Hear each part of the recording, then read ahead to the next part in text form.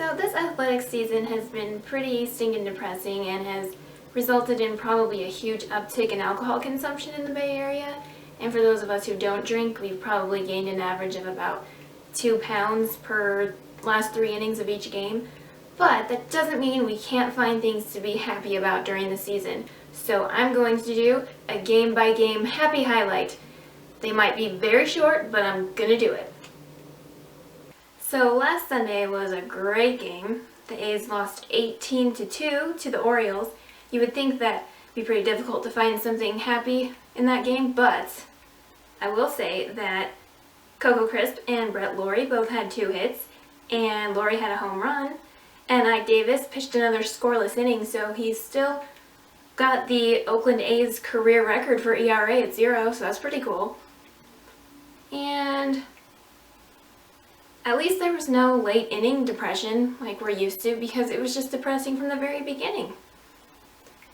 Following day, on Monday, the A's lost again 4-2, but Canha and Valencia both hit home runs, and Canha had 2 hits, and the bullpen didn't give up any runs, so that's pretty stinking impressive.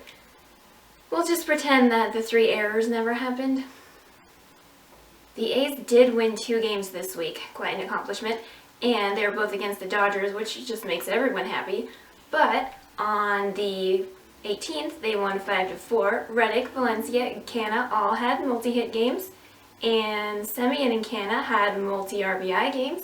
And one thing that we just can't forget, somebody else's bullpen blew the lead. Come on, we gotta get excited about that. It wasn't ours.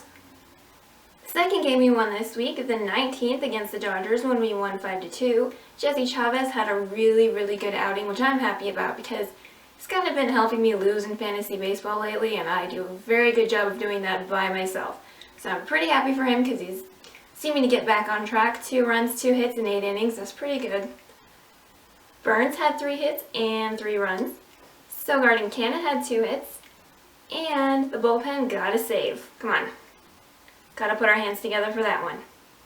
Friday, the A's lost 2-1, which, kind of stinks, but Bassett had a really good outing with 6 2/3 innings, 6 hits, and 1 earned run.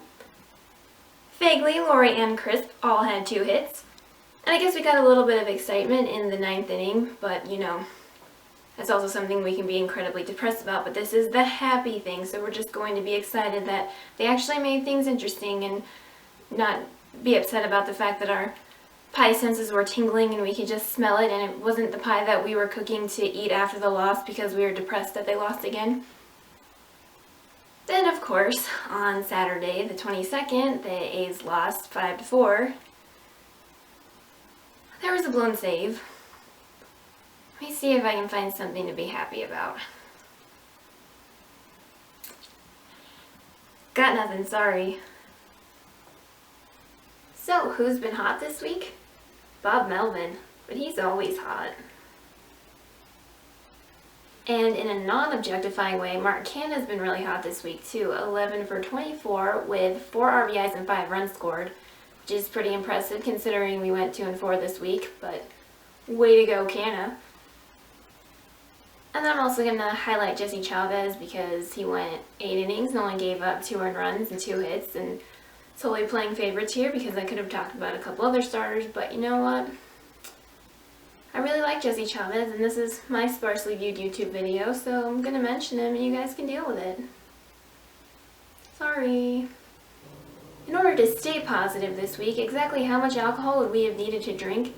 I'm going to go with about 10 very large cups. 7 because of the horrible loss on Sunday, and 3 for the blown save tonight.